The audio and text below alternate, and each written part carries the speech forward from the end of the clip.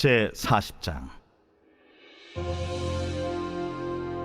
여호와께서 모세에게 말씀하여 이르시되 너는 첫째 달 초하루에 성막 곧 회막을 세우고 또 증거궤를 들여놓고 또 휘장으로 그 궤를 가리고 또 상을 들여놓고 그 위에 물품을 진설하고 등잔대를 들여놓아 불을 켜고 또 금향단을 증거궤 앞에 두고 성막문에 휘장을 달고 또 번제단을 회막의 성막문 앞에 놓고 또 물두멍을 회막과 제단 사이에 놓고 그 속에 물을 담고 또 뜰 주위에 포장을 치고 뜰문에 휘장을 달고 또 관유를 가져다가 성막과 그 안에 있는 모든 것에 발라 그것과 그 모든 기구를 거룩하게 하라.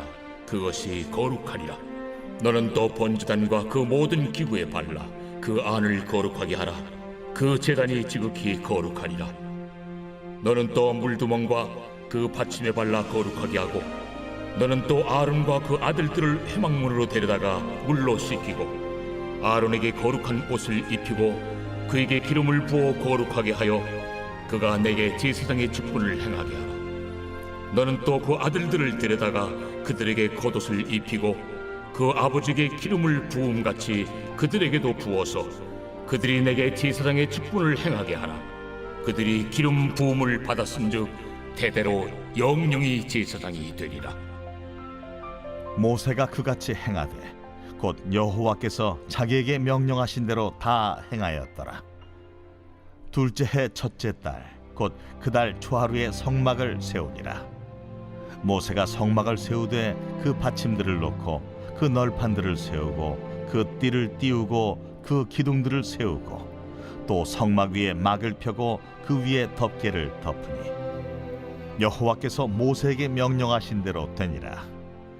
그는 또 증거판을 궤 속에 넣고 채를 궤에 꿰고 속죄소를 궤 위에 두고 또 그 궤를 성막에 들여놓고 가리개 휘장을 늘어뜨려 그 증거궤를 가리니 여호와께서 모세에게 명령하신 대로 되니라. 그는 또 회막 안 곧 성막 북쪽으로 휘장 밖에 상을 놓고 또 여호와 앞 그 상 위에 떡을 진설하니 여호와께서 모세에게 명령하신 대로 되니라. 그는 또 회막 안 곧 성막 남쪽에 등잔대를 놓아 상과 마주하게 하고 또 여호와 앞에 등잔대에 불을 켜니 여호와께서 모세에게 명령하신 대로 되니라. 그가 또 금향단을 회막 안 휘장 앞에 두고 그 위에 향기로운 향을 사르니 여호와께서 모세에게 명령하신 대로 되니라.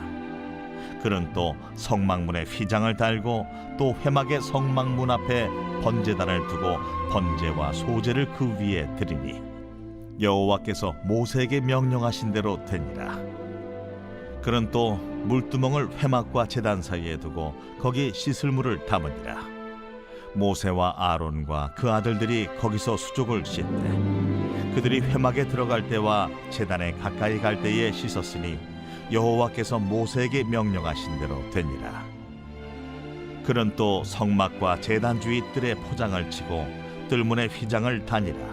모세가 이같이 역사를 마치니 구름이 회막에 덮이고 여호와의 영광이 성막에 충만하매 모세가 회막에 들어갈 수 없었으니 이는 구름이 회막 위에 덮이고 여호와의 영광이 성막에 충만함이었으며 구름이 성막 위에서 떠오를 때에는 이스라엘 자손이 그 모든 행진하는 길에 앞으로 나아갔고 구름이 떠오르지 않을 때에는 떠오르는 날까지 나아가지 아니하였으며 낮에는 여호와의 구름이 성막 위에 있고 밤에는 불이 그 구름 가운데에 있음을 이스라엘의 온 족속이 그 모든 행진하는 길에서 그들의 눈으로 보았더라.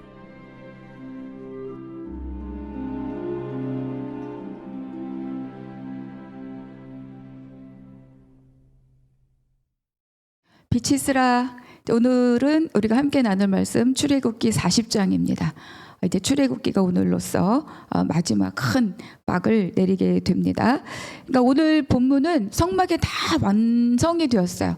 성물도 완성되었고 그리고 제사장의 옷도 다 완성되었고 그래서 하나님이 처음 보여주신 그 설계대로 다 위치하고 또 제자리에 놓고 또 포장을 치고 그래서 완공하고 하나님께 올려드리는 봉헌식 이 바로 이 출애굽기 40장이다.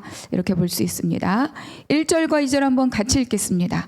여호와께서 모세에게 말씀하여 이르시되 너는 첫째 달 초하루에 성막 곧 회막을 세우고. 그러니까 이스라엘 백성들은 이제 새해 그 해의 첫 달로 삼아라. 6월절이 있었던 그 달을 우리가 그 해의 첫 달 1월로 생각하게 된 거죠. 그리고 그 여호와의 밤을 지나고 그 다음 날에 이제 애굽을 떠나왔습니다. 그리고 한 달 반에서 두 달, 그 기간을 지나고 그리고 이제 시내산에 도착한 거죠. 그러니까 출애굽기 19장에서 시내산에 도착했다 이렇게 기록되고 있습니다. 그리고 이제 그 시내산에서 한 일이 뭐냐? 하나님의 법을 듣고 또 성막 건축에 대한 설계도를 듣고 그리고 성막을 건축하고 이런 기간이 바로 이 시내산에 있었던 기간 동안 한 일이죠. 그래서 많은 학자들이 이 실질적으로 성막을 건축했던 기간을 한 5개월에서 6개월 정도라고 추정합니다. 그리고 이제 이것을 완공한 것은 시내산에 도착한 지 1년이 채 안 되는 10개월에서 11개월 이 어간에 이제 이 모든 일들이 완공되었다 이렇게 보는 거죠. 그러니까 하나님께서는 오늘 주신 2절의 말씀처럼 새해의 첫날, 그 첫날에 이 성막을 세우도록 명령하셨습니다. 이것도 또한 새로운 출발의 의미가 있는 거죠. 6월절이 있었던 그 달을 그 해의 첫 달이 되게 하셨고, 그렇죠? 한 해의 첫날에 하나님의 성막을 완공하고, 그러니까 하나님께서 이 백성들 사이에 거하시며 백성들이 성막을 통해서 하나님과 교통하는 것으로 한 해를 시작하게 하는 그런 새로운 삶을 살기를 소망하셨기 때문입니다. 그러니까 하나님을 만나고 하나님과 교통하는 삶, 그것에 이 새해의 첫날에 성막을 세우라, 회막을 세우라 이렇게 말씀하신 하나님의 마음입니다. 그러니까 6월절로 인하여서 신분이 변화되고 또 홍해와 광야를 지나면서 주권이 변화되고 이제 하나님의 법과 예배를 통해 하나님의 말씀과 이 예배 제사를 통하여서 백성들의 가치관이 하나님 나라의 가치관으로 변화되기를 그렇게 소망하신 거죠. 그러니까 주권이 바뀌지 않으면 사실은 가치관이 변하지 않아요. 계속 내 주장을 내가 갖고 있으면 나의 사고가 전환될 수가 없죠. 그래서 이제는 애굽의 가치관을 완전히 벗어버리고 하나님만 섬기고 하나님 나라의 백성으로서 오직 하나님만을 섬기는 예배자의 삶을 살기를 소망하시면서 이 회막을 세우라 이렇게 말씀하셨죠. 그러니까 우리가 생각해 보면 예수를 믿는다, 복음을 산다라는 것이 곧 교회를 다닌다. 물론 예수 믿는 사람은 교회를 다니지만 교회를 다니는 사람이 정말로 예수를 바르게 믿고 있다. 이렇게 말을 할 수는 교회를 출석하는 거다. 이렇게 말하기는 어렵지 않습니까? 그러니까 예수를 믿는다는 게 뭐냐? 가장 첫 번째는 뭐죠? 내가 죄인임을 고백하고 예수 그리스도께서 나의 죄로 인하여서 십자가에 달려 돌아가시고 그 대속의 죽음을 내가 알고, 그렇죠? 그 바로 대속의 죽음으로 십자가 부활 승천하신 그 예수님을 나의 구주로 고백하는 것으로, 그래서 시작되는 삶이 이 예수를 믿는 삶입니다. 그런데 예수를 믿고 또 내가 세상의 자녀에서 하나님의 자녀로, 사탄의 자녀에서 하나님의 자녀로 내가 신분이 변화되었지만 그것이 끝이 아닌 거죠. 우리가 중요한 것은 뭐냐? 신분이 바뀌었지만 내 주권을 내가 그대로 갖고 내가 살아오던 방식대로 내가 살던 모양대로 그대로 살고 있다면 내 안에서 이 삶의 자리에서 예수님의 생명이 번성할 수가 없고, 중요한 건 또 뭡니까? 하나님 나라 이 가나안의 부요를 내가 누릴 수 없다. 그래서 중요한 것은 애굽을 나왔다는 것이 끝이 아니라는 거예요. 결국은 애굽을 나왔다는 것은 어디까지? 가나안으로 가기 위한 것이 애굽을 나온 목적 아닙니까? 그러니까 삶의 주권자가 하나님이라는 것을 내가 그 몸으로 깨달아야 되는 거예요. 그리고 그 삶의 질서, 하나님이 주권자이신 그 삶의 질서 아래 내가 살아가야 되죠. 그래서 하나님은 우리에게 광야를 배열해 주시는 겁니다. 광야를 지나면서 뭘 발견합니까? 내 계획대로, 내 생각대로, 내 마음대로 사라지는 것이 아니구나. 내가 할 수 있는 것이 아무것도 없구나를 먼저 깨닫는 거예요. 나의 무력을 깨닫고 그 무력을 깨달은 그 자리에 뭐가 옵니까? 하나님께서 내 삶을 이끌어 가신다는 것을 내가 그 광야에서 나의 무력한 그 자리에서 하나님의 인도하심과 하나님의 능력을 하나님의 모든 것을 내가 경험하게 되는 거죠. 그래서 하나님의 인도를 따르고 순종하면 하나님이 이끌어 가시고 하나님이 지키시고 하나님이 보호하시고 하나님이 공급하시는구나. 이거를 발견하게 되는 거예요. 그래서 삶으로 체득하는 것, 하나님이 누구시냐를 내가 삶으로 체득하는 자리가 바로 이 광야입니다. 그래서 광야는 막 광야를 웰컴하는 사람은 없겠지만, 그러나 광야는 하나님이 누구시냐를 발견하는 바로 그 시간이기 때문에 어렵지만 바로 복된 시간이다, 이렇게 말할 수 있습니다. 그리고 또 광야라는 게 꼭 어떤 어마어마한 사건을 내가 당해야만 그것이 광야가 아닌 거예요. 광야는 뭐냐? 자기 생각, 자기 주장, 자기 가치를 포기하는 모든 과정이 바로 광야입니다. 그래서 큰 사건을 경험하면서도 그렇지만 또 우리가 일상 안에서 나를 불편하게 하고 내가 뭔지 모르게 부당하고 또 이런 자존심도 상하고 막 관계가 얽히고 이런 과정들을 경험하는 것. 그래서 내 안에 있는 내적 갈등, 이 충돌이 계속 일어나는 것도 또한 광야이죠. 근데 이런 시간을 잘 보낼 때, 그래서 내가 계속 하나님 앞에 내가 직면될 때, 그때가 내가 바로 성장하고 성숙하는 바로 시간이다, 이렇게 말할 수 있을 것 같습니다. 그래서 근데 또 이제 이스라엘 백성들도 이거는 우리가 죽을 때까지 가는 거예요. 그러니까 이스라엘 백성들도 시내산에 도착해서 하나님의 법을 들었고 또 그 말씀대로 준행하겠다고 약속을 하고 피의 언약을 맺었고, 그랬음에도 불구하고 모세가 눈에 보이지 않으니까 당장 뭐 합니까? 우리를 인도해낸 신을 만들라. 그리고 금송아지를 만들지 않습니까? 바로 사람이 그렇다는 거예요. 그러니까 우리는 끊임없이 하나님 나라 안에 하나님의 이 원칙 아래 나를 계속 이렇게 비추어 보지 않으면 날마다 금송아지를 만들어낼 수 있는 게 바로 사람입니다. 그래서 하나님께서 백성들이 거하는 진 중앙에 하나님의 성막을 놓도록 배치하도록, 그래서 이 성막 중심으로 진을 배치하도록 하신 이유가 무엇일까? 여러 가지로 말할 수 있겠지만 매일매일 날마다 하나님을 바라보라는 거죠.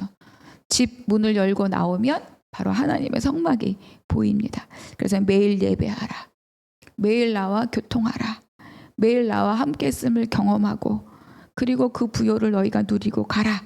이런 하나님의 놀라운 사랑의 의도가 바로 이 성막이라고 볼 수 있습니다. 9절, 또 관유를 가져다가 성막과 그 안에 있는 모든 것에 발라 그것과 그 모든 기구를 거룩하게 하라. 그것이 거룩하리라. 그러니까 하나님을 섬기는 일에 사용될 모든 성물들에 이제 관유를 발라서 구별하는 거고, 또 아론과 그의 아들들도 구별하여서 온전히 하나님 에게만 사용되고 하나님만 섬기는 그런 성물, 그리고 그런 사람을 이제 하나님이 세워 놓으신 거죠. 16절 읽겠습니다. 16절 17절.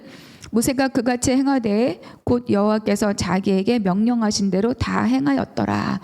둘째 해 첫째 달 곧 그 달 초하루에 성막을 세우니라. 그러니까 모세가 하나님이 명령하신 대로 둘째 해, 애굽을 나온 지 둘째 해 첫째 달 첫날 이 성막을 세웠습니다. 이어서 나오는 모든 말씀 구절들은 언약궤 놓고 또 여호와께서 모세에게 명령하신 대로 되었더라. 휘장치고 명령하신 대로 되었더라. 덮게 덮고 여호와께서 명령하신 대로 되었더라. 이것이 계속 이제 반복이 됩니다.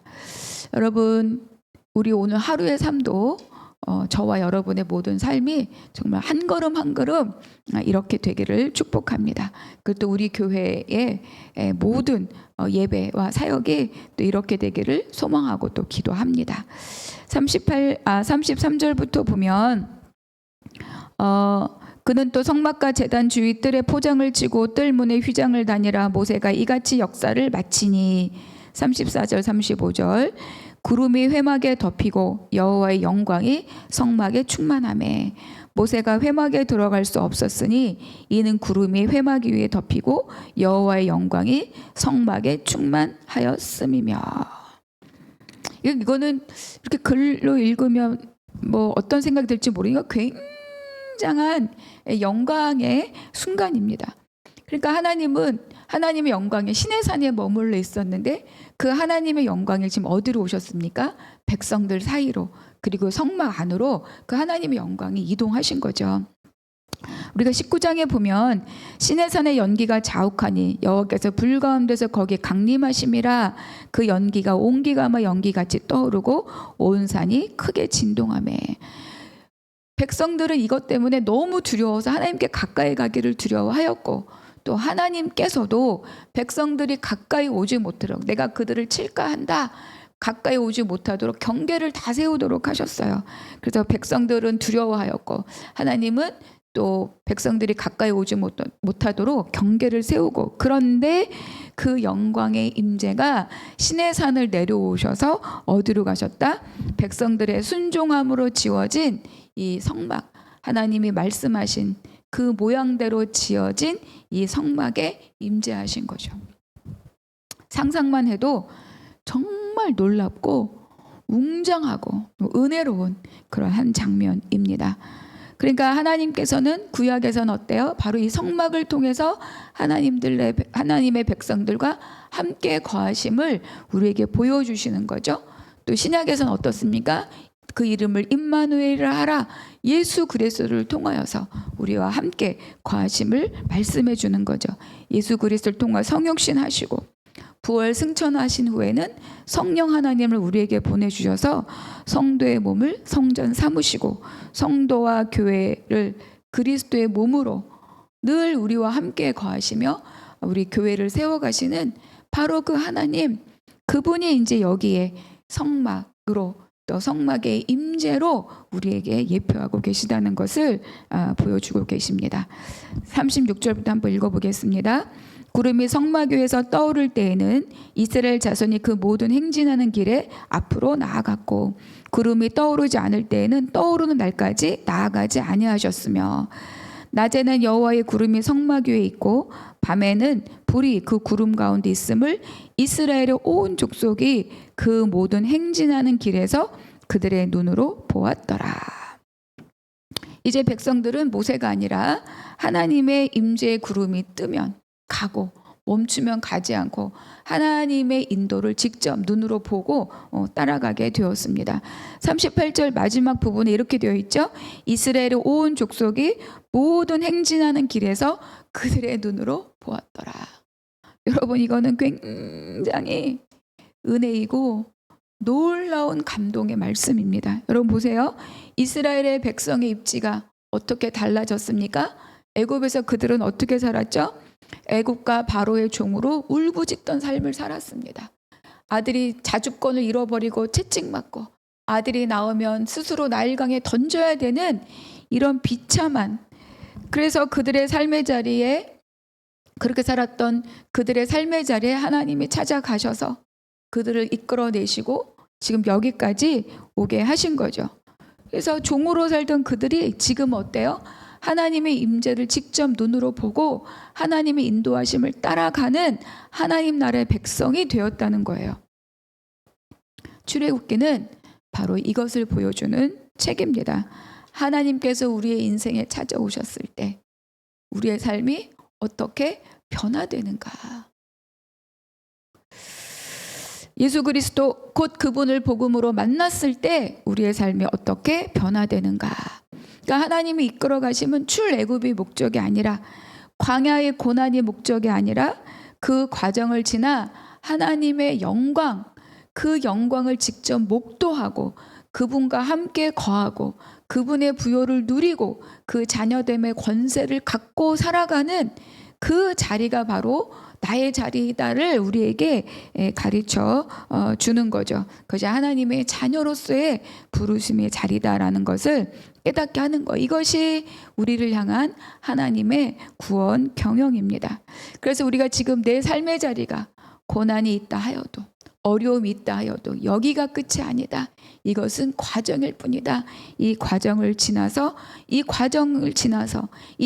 속에서 하나님을 발견하고, 이 과정을 지나서 지금 이스라엘 백성처럼 하나님의 영광의 임재를 직접 눈으로 보고 그의 인도하심을 따르고 그 영광과 함께 거하는 바로 그러한 삶의 자리로 갈 것이라는 것을 여러분 기대하시기 바랍니다. 하나님은 우리를 하나님 나라의 왕같은 제사장으로 부르셨기 때문입니다. 그리고 왕같은 제사장을 우리를 만들어 가시는, 끝까지 만들어 가시고 완수하시는 하나님이라는 것을 믿고 기대하면서 더 큰 소망의 한 날을 보내시기를 주님의 이름으로 축복합니다. 출애굽기 40장 이 말씀을 오늘 읽으시면서 나에게 주시는 한 구절 기록하시고 또 묵상하시고 결단하시고 기도하시기 바랍니다.